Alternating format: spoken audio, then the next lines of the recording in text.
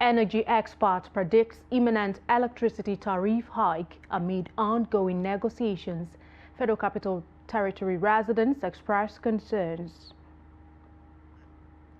Kaduna electricity workers continue protest over mass sack of over 900 employees, accuse management of unlawful dismissal.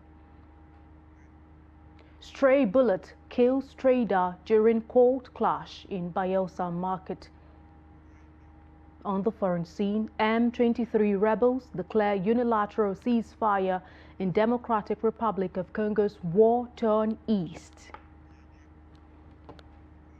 Hello there and welcome to the news update on Trust TV at this hour. I am Aisha Salihu. Thank you for joining us.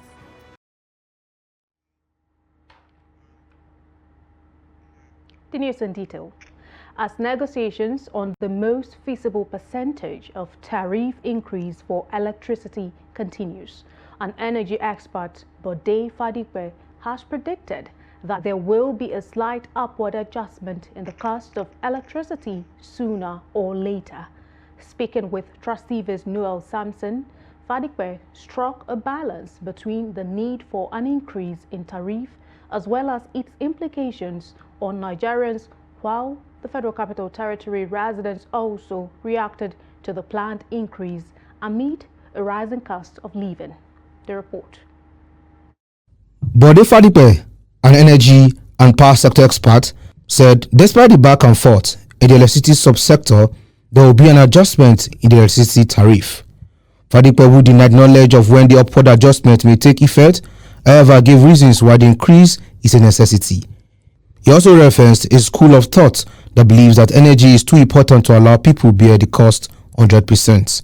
However, I'm also conversant with the fact that the special assistant to Mr. President on energy matters also come out to deny the fact that, the claim that there's going to be tariff increase. So whether there is a denial or not, the question remains that is the sector charging the right amount for electricity? The answer to that question is clear. The answer is no. It is a one-way thing. Is either government is subsidizing or government is not subsidizing. I know that there is a school of thought that says no. Energy is too important for you to allow the people to bear the cost 100%. People say that there are about 3 or 4 things that the populace should not carry alone and the government should not carry alone. 1, education. 2, health. 3, security. 4, energy. He also gave reasons on why government cannot carry the burden of electricity alone and appealed to Nigerians to always make judicious use of electricity.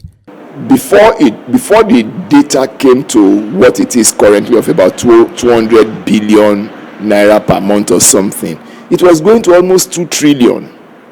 So, which government is going to? That's the budget of.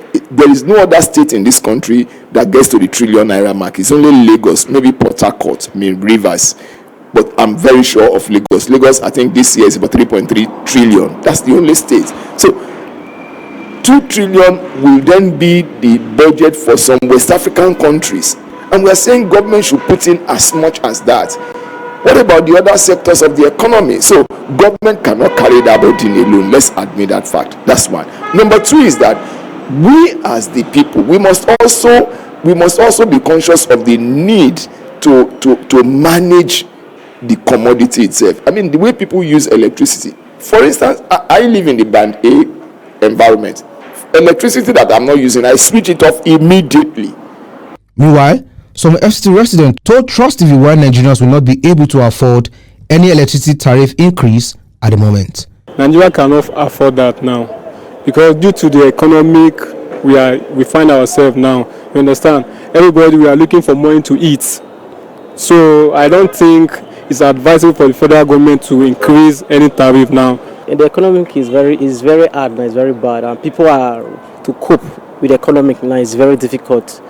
So I don't see why increasing the tariff of the B. Right now, people are really struggling a lot. Even the present tariff, people are not able to meet with the payment. And that's why you see many issues of NEPA people doing boycotting, some going to the shortcut to make sure they have light.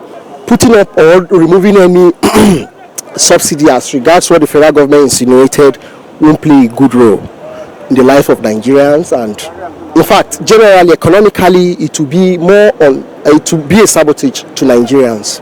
While the back and forth between government, electricity unions, and Nigerians persists, many are hopeful that despite the validity in the proposed tariff hike vis-a-vis the prevailing economic situation, Nigerians who are at the receiving end must be taken into consideration so as not to further stretch an already overstretched populace battling to afford basic needs like food and shelter. No, Samson, Trust TV News, Abuja. The Nigeria Labour Congress has suspended its planned nationwide protest against the recent 50% hike in telecom tariffs approved by the federal government. The Labour Union aborted the planned rally scheduled for this Tuesday following a meeting with government representatives at the office of the Secretary to the Government of the Federation in Abuja on Monday. The telecom regulator, the Nigerian Communications Commission, had defended the 50% tariff increase, citing rising operational costs driven by inflation, foreign exchange fluctuations, and higher energy expenses. In a statement, the regulator said the adjustment was in line with its mandate under the Nigerian Communications Act 2003 to ensure the financial sustainability of the telecom sector. However, the NLC rejected the tariff hike and demanded a reduction to 5%, threatening a nationwide protest if its demands were not met. It condemned the hike as insensitive and unjustifiable, arguing that it would impose an extra burden on Nigerian consumers.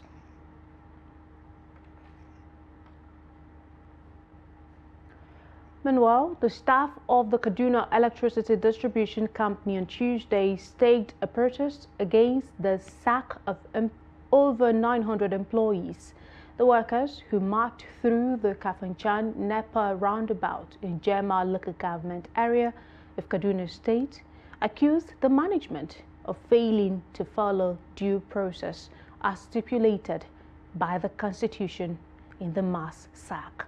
The protesters, carrying placards with inscriptions such as non-implementation of minimum wage, pay our entitlements, no shifting ground, no tyranny and slavery, 10 years without promotion, respect workers' rights, and no to hazardous work conditions, decried the management's alleged insensitivity to their welfare. Speaking on behalf of the protesting workers shortly after the rally at the gate of Kaduna Electric's Kafanchan branch office, the sales manager, Goswell Tanimu Adamu, expressed their collective frustrations. We have a condition of service that has been guiding us, both the company and the staffs. And if you are dismissing or you are terminating an employee, there is what is owed to that employee and to be given to that employee. But that is not what has happened. Rather, a more criminal approach was used. We are tired of 9 years slavery with Kaduna Electric. We are tired. We are tired of working in a hazardous environment without medical care. As I speak to you, if anything happens now to a staff, you are expected to go and look for money, treat yourself before anything happens. That means if it's that dangerous that you could take your life, the time taken to go and be looking for money, you could give up. A lot of people have died. A lot have died. Yes, sir.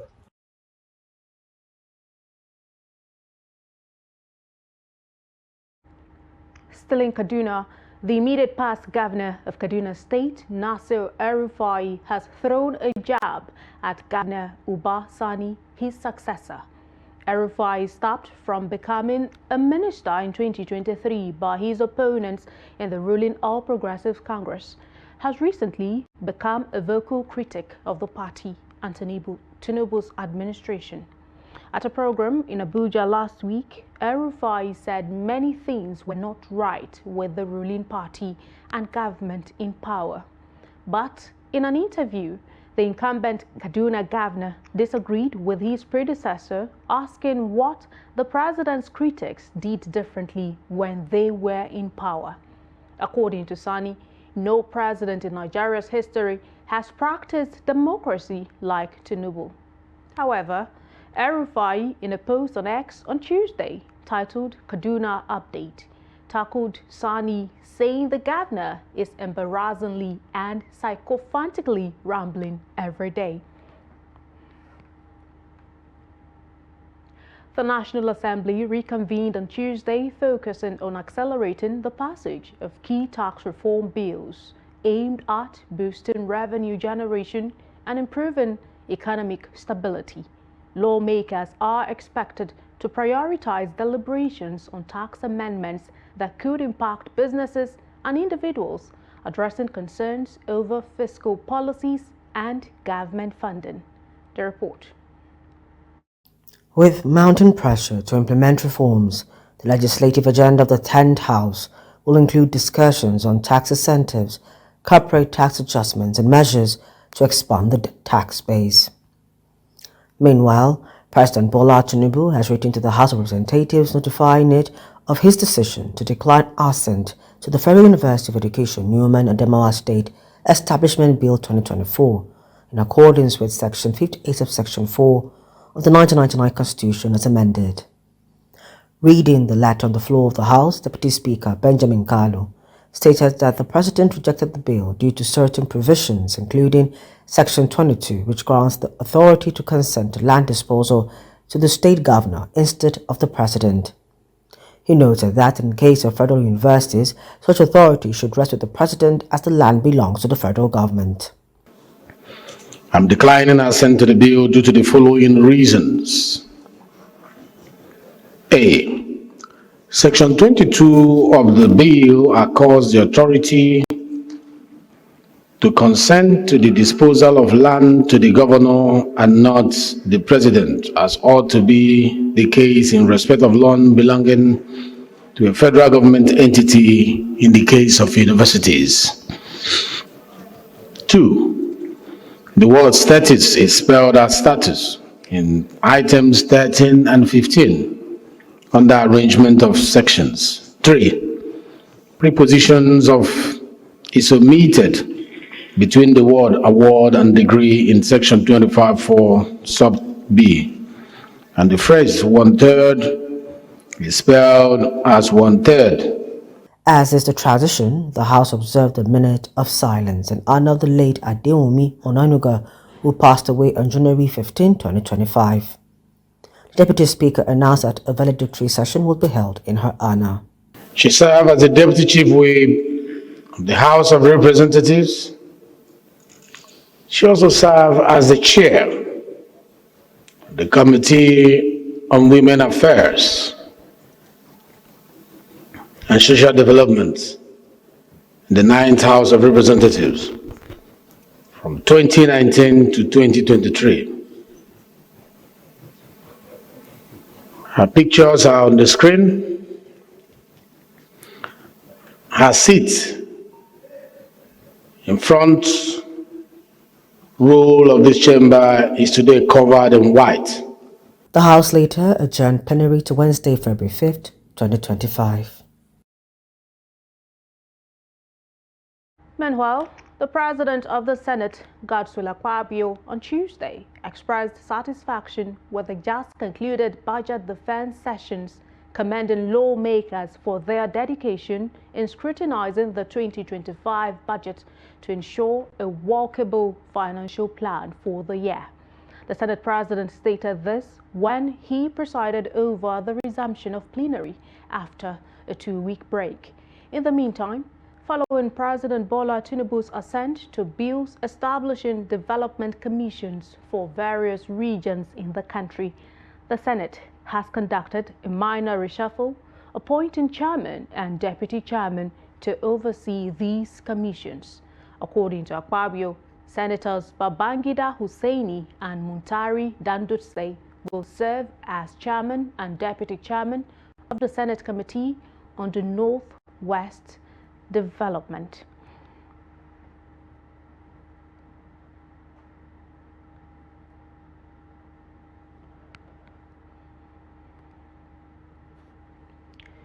Now, a stray bullet fired during a clash between the Bombos and Greenlanders cult groups has killed a woman simply identified as Honora Boma at Swali Ultra Modern Market in Yenagoa, the Bayelsa state capital. The victim, who was a trader in the market, hailed from Emede community in Isoko South Local Government area of Delta State.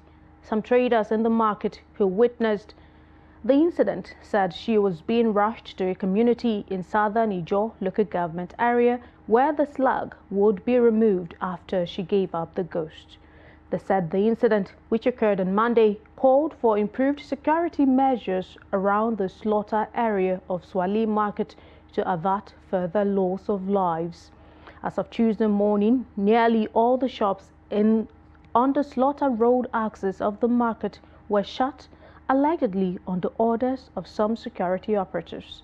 However, as the day wore on, traders slowly began to open their shops and display their wares. When contacted, the police spokesman in Bayelsa State, DSP Musa Mohammed, confirmed the incident, saying that 3 suspects had been arrested in connection with the killing.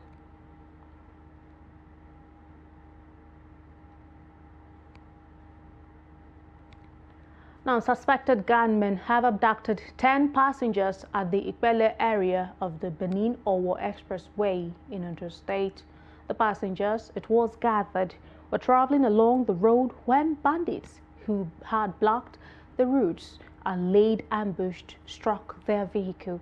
The vehicle, belonging to one of the popular transport companies, was said to have been abandoned by the road while the victims were marched into the forest. One of the motorists who escaped the kidnapped incident told journalists on Tuesday in Akure that the abduction took place over the weekend. The police public relations officer in the state, Fumilayo Odunlami Omisonya, who confirmed the incident on Tuesday, said the security agents only recorded 7 kidnapped victims, adding that detectives are currently in the bush combing the axis to rescue the abducted passengers.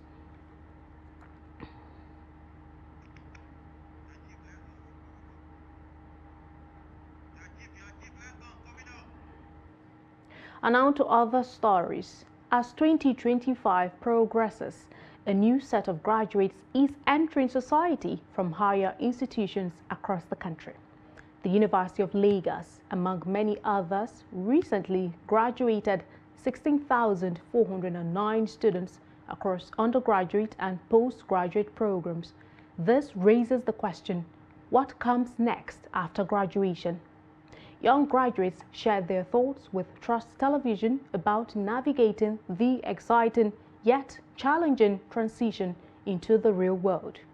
Victoria Tokolo's report is presented from our studio. Graduation is an exciting milestone, marking a significant transition from structured education to the open landscape of adulthood. For many, it's a bittersweet moment, a mix of freedom and opportunity, coupled with the challenges of independence and responsibility. This newfound educational freedom can feel like a breath of fresh air. However, this freedom comes with increased responsibility. Without the guidance of parents and teachers, graduates must learn to navigate life on their own. If we have to consider the economic situation of the country, you see that everything is not going as planned. So the best thing is, even before venturing into going into higher institution, it's more advisable to go into learning trades, actually. Learning a trade, maybe handwork or wherever. So at least after school, maybe after the university education or wherever, it will be easier to just start up from somewhere. I would suggest to my latest graduate out there who are hoping for a white collar job. Well, I wouldn't say there's no white collar job. There is, depends on your qualification. I know most times qualification differs, like you have to meet up to their criteria. But in as much as you are a young graduate, you have the skill, you have the knowledge, you can also improvise. You don't need to wait for a white collar job per se. You can also create little from the little you've learned in school. I think there's a difference between an illiterate and an illiterate. I believe illiterate should be able to We need to think outside the box. I'll use myself as an example. School is not a scam. School is good. You go to school, you learn. But the only thing I have to say, when you are going to school, have hard work. Because me, I go to school, is my handwork that I'm using to sustain. So it's not about the school. The school is just for you to know from your left and right and to be able to defend yourself. So life after school, what I will say you should expect is expect more focus and be so determined, even than how you are determined to have a good grades at school. Because even before you finish school, you already have the understanding and idea of how the country is and what you are getting into. So I don't think it's new to everybody or anybody in this country. You have to also, you have to work. You have to meet end mates. Developing vocational skills and building a strong professional network are crucial for young adults before graduation, as the transition into the real world can be challenging, but with each challenge comes growth and the potential for great rewards.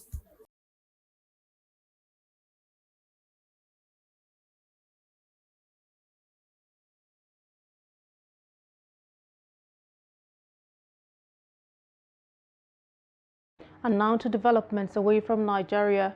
Rwanda-backed rebels who took control of Goma, a crucial city in eastern Congo, have declared a unilateral ceasefire in the area for humanitarian purposes.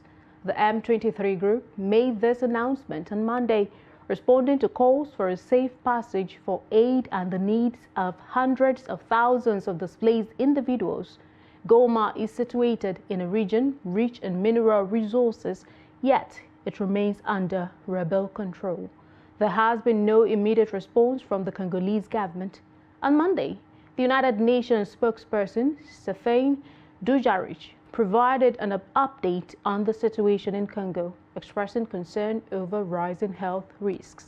He noted that while some economic activities are resuming, schools and banks are still closed and food shortages persist.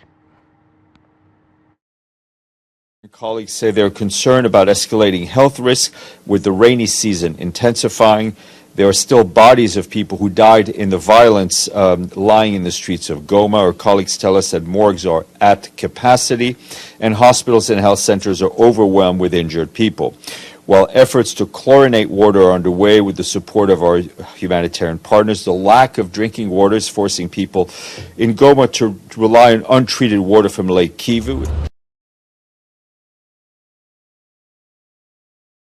And finally, in sports, Kwara United head coach Tunde Sani says his team will continue to improve following their latest victory over El-Kanemi Warriors.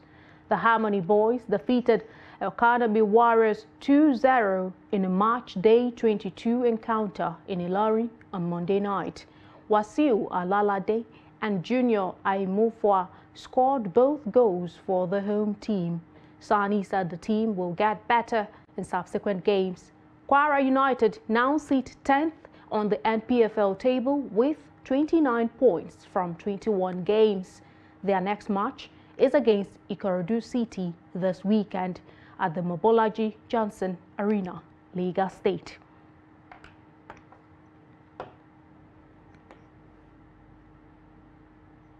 And that's about it on the news update on Trust TV at this moment. Do not forget, you can always follow us across all of our social media platforms and also join our YouTube live stream for more news, programs and documentary.